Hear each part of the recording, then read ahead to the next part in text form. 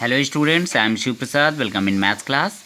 Students, today we are going to study maths chapter 13, direct and inverse proportion. Exercise 13.2. First question has given, which of the following are in inverse proportion? Student कुछ statement दिए हुए हैं, इसमें से आपको पहचानना है कि कौन सा इनवर्स प्रोपोर्शन में है. Okay, first point has given the number of workers on a job and the time to complete the job. Student, हम जानते हैं कि किसी भी काम पर लगे हुए जो वर्कर होते हैं, किसी भी जॉब में जो वर्कर होते हैं, यदि वर्कर की संख्या अधिक होगी तो जॉब जल्दी से कंप्लीट हो जाएगा. मीन्स जॉब को करने में, उस काम को करने में कम समय लगेगा. यदि नंबर ऑफ़ वर्कर्स कम होंगे तो जॉब को कंप्लीट करने में ज़्यादा टाइम लगेगा. तो इस तरह से ये किस प्रोपोर्शन में आएगा? Inverse proportion. ओके, एक क्वांटिटी जब बढ़ता है और दूसरा क्वांटिटी घटता है, या पहला क्वांटिटी घटता है और दूसरा क्वांटिटी बढ़ता है, तो वहाँ पर कौन सा प्रोपोर्शन होता है? Inverse proportion. Next point, point 2 has given the time taken for a journey and the distance travelled in uniform speed. Means यदि कोई भी जर्नी हम एक यूनिफॉर्म स्पीड में कर रहे हैं तो time taken for a journey, जो टाइम लगता है, जितना ही टाइम ज़्यादा लगेगा उतना ही हम डिस्टेंस ट्रैवल करेंगे, उतना ही ज़्यादा डिस्टेंस कवर करेंगे. तो ये कौन सा प्रोपोर्शन है? Direct proportion. ये इनवर्स प्रोपोर्शन नहीं है. Next statement 3, area of cultivated land and the crop harvested. Student, हम जानते हैं कि जितना ही एरिया हम कल्टिवेटेड करेंगे, ओके, उतना ही ज़्यादा क्रॉप हार्वेस्ट करेंगे. ओके, मीन्स एरिया ज़्यादा रहेगा तो क्रॉप भी हार्वेस्ट ज़्यादा होगा, यदि एरिया कम होगा तो क्रॉप भी कम होगा. तो इस प्रकार से ये डायरेक्ट प्रोपोर्शन में है. ओके, ये इनवर्स प्रोपोर्शन नहीं है. Part 4 has given the time taken for a fixed journey and the speed of the vehicle. Means एक फिक्स जर्नी हमें करना है तो जितना टाइम यदि कम लेना है, मीन्स अगर टाइम हमें कम समय में उस जर्नी को कवर करना है तो उसका स्पीड क्या करना पड़ेगा? बढ़ाना पड़ेगा. मीन्स यदि स्पीड बढ़ता है तो टाइम कम लगेगा, यदि स्पीड घटता है, यदि स्पीड कम कर देंगे तो टाइम ज़्यादा लगेगा. तो ये किस प्रोपोर्शन में है? Inverse proportion. Next part 5 has given the population of a country and the area of land पर पर्सन. मीन्स यदि पॉपुलेशन ज़्यादा है तो एक फिक्स एरिया में कम लोग रह पाएंगे, यदि पॉपुलेशन कम है तो उतने ही एरिया में, मीन्स पॉपुलेशन यदि कम है तो ज़्यादा लैंड मिलेगा. ओके, मीन्स पॉपुलेशन अगर ज़्यादा है, रहने वालों की संख्या ज़्यादा है तो सबको कम लैंड मिलेगा, मीन्स कम ज़मीन मिलेगा.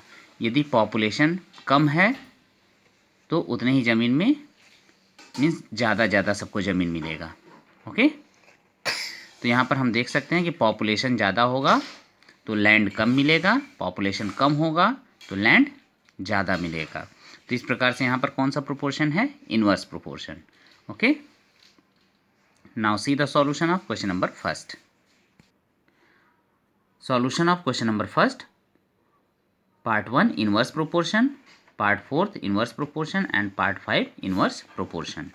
Okay, next question number 2 has given in a television game show the prize money of rupees 1 lakh is to be divided equally amongst the winners. means एक टेलीविज़न गेम शो में the prize money कितना? 1 lakh rupees है. Is to be divided equally amongst the winner में equal बराबर बांटना है. Complete the following table and find whether the prize money given to an individual winner is directly or inversely proportional to the number of winners. Means अब यहाँ पर देखिए, number of winners दिया हुआ है और प्राइज फॉर ईच विनर. यदि winner एक होता है, 1 है, तो उसको पूरा प्राइज 1 लाख रुपीज़ मिल जाएगा. यदि 2 पर्सन विनर बनते हैं तो उनको इक्वल मीन्स 50,000 दिया जाएगा. उसी तरह से 4 पर्सन यदि विनर होते हैं तो 1 लाख में 4 लोगों को बराबर बराबर दिया जाएगा तो 1 लाख में 4 से डिवाइड करेंगे 25,000। यदि 5 विनर होते हैं तो 1 लाख में 5 से डिवाइड कर देंगे 20,000 सभी को मिलेंगे। 8 विनर हैं तो 1 लाख में 8 से डिवाइड कर देंगे तो 12,500 सबको मिलेंगे। उसी तरह से यदि 10 विनर बनते हैं तो 1 लाख में 10 से डिवाइड करेंगे 10,000 सभी को मिलेगा। एंड 20 विनर्स हैं तो 1 लाख में 20 डिवाइड करेंगे तो 5,000 रुपीज़ सभी को मिलेंगे। Okay, now see the solution of question number second. Solution of question number second, number of winners आप देख सकते हैं यहाँ 1 विनर है तो प्राइस फॉर ईच विनर कितना 1 लाख पूरा मिल जाएगा। 2 विनर है तो 50,000 मिलेगा। 4 विनर हो जाते हैं तो 25,000 प्रत्येक को मिलेगा। एंड 5 विनर्स हैं तो 20,000 सभी को मिलेगा। 8 विनर्स हैं तो 12,500 मिलेगा। 10 विनर्स हैं तो प्रत्येक को 10,000 मिलेगा। एंड 20 विनर्स हैं तो ईच विनर को 5,000 रुपीज़ मिलेगा। ओके,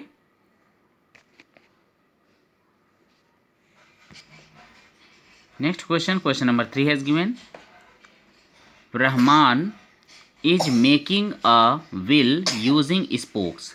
रहमान क्या बना रहा है, एक विल बना रहा है स्पोक का यूज़ करके, तिल्लियों का यूज़ करके। Okay, he wants to fix equal spokes in such a way that the angles between any pair of consecutive spokes are equal. He wants to fix equal spokes. वह क्या करना चाहता है, fix करना चाहता है इक्वल स्पोक्स, बराबर बराबर स्पोक्स लगाना चाहता है। In such a way that the angles between any pair of consecutive spokes, जो इसके बीच में जो एंगल बनेगा, okay, any pair of consecutive spokes are equal, means ये एंगल बराबर बराबर बनेंगे। अगर कोई भी चाहे जितना भी हम स्पोक्स लगा दें उसमें जो एंगल बनेंगे वो इक्वल इक्वल बनेंगे। Okay, he wants to fix equal spokes in such a way that the angles between any pair of consecutive spokes are equal. Help him by completing the following tables. अब यहाँ आप देख सकते हैं ये table दिया हुआ है, number of spokes and angle between a pair of consecutive spokes. यहाँ आप देख सकते हैं कि यदि हम 4 स्पोक्स लगाते हैं 1 2 3 4 तो 2 कॉन्जिक्यूटिव स्पोक्स के बीच में कितने डिग्री का एंगल बनता है, 90 डिग्री का। ओके, कैसे 90 डिग्री आया, पूरा ये जो सर्किल है वो 360 डिग्री का है। इसमें 4 स्पोक्स लगे हुए हैं, मीन्स ये हमारा 360 डिग्री 4 पार्ट में डिवाइड हो जाता है। तो 360 में जब हम 4 से डिवाइड करेंगे तो कितना आ जाएगा, 90 डिग्री। मीन्स ईच एंगल कितने डिग्री का होगा, 90 डिग्री का। उसी तरह से यदि हम 6 स्पोक्स लगा देते हैं 1 2 3 4 5 6 तो 360 डिग्री 6 पार्ट में डिवाइड हो जाएगा। तो 360 divided by 6 is equal to 60 degree. उसी तरह से यदि हम 8 स्पोक लगा देते हैं 1 2 3 4 5 6 7 8 तो 360 डिग्री कितने पार्ट में डिवाइड हो जाएगा, 8 पार्ट में डिवाइड हो जाएगा। ओके, उसी तरह से 10 स्पोक्स लगाते हैं तो 360 डिग्री 10 पार्ट में डिवाइड हो जाएगा। और 12 स्पोक लगाते हैं तो 360 डिग्री 12 पार्ट में डिवाइड हो जाएगा।